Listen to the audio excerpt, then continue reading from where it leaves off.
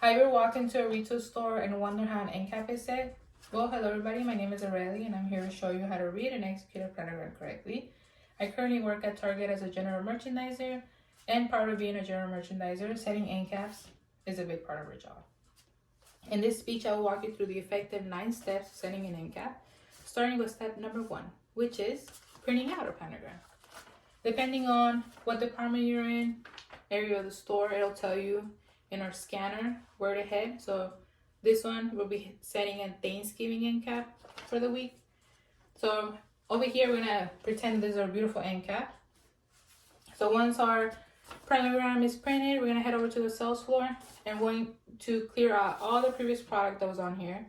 I'm going to wipe down all the shelves. Then our next step would be to go to the fixture room and grab all of the equipment needed. So for this one, it does call for shelves and pegs, so we'll grab however many we need. Our next step would be to take all that.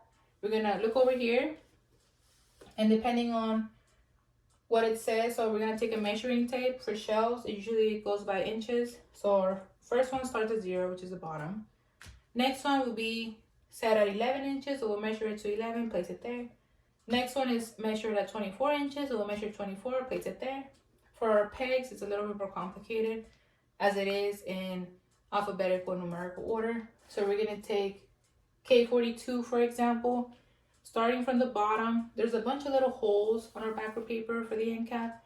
So starting from the bottom from 0, we're gonna count all the way to 42. And then once we get to 42, we're gonna go left to right in alphabetical order, starting from A. So once we hit K, we're going to place our peg holder on there, and we're gonna do that to all the other 6 pegs that are needed.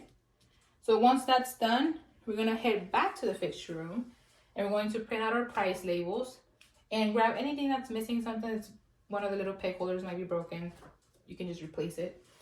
So once we head back to the sales floor, we're going to tie this planogram to the location.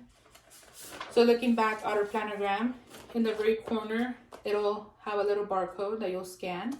And since this end cap is located in stationery, it is going to be placed on B17, section 0, which is the front.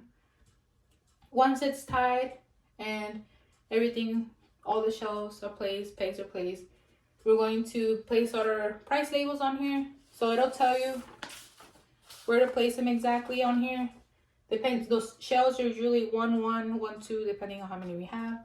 Pegs are usually 1P1 or 1F1, depending on what you get that week.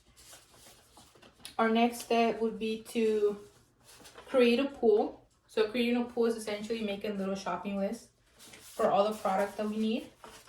So we'll take the location, we'll head to the back room, and on our scanner, it'll tell us specific locations where to grab the product from.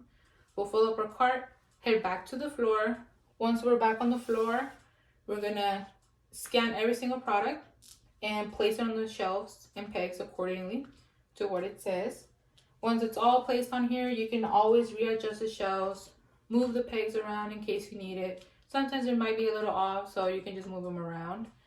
Once everything is placed and everything is adjusted, you will look at if it needs any ISM headers or toppers.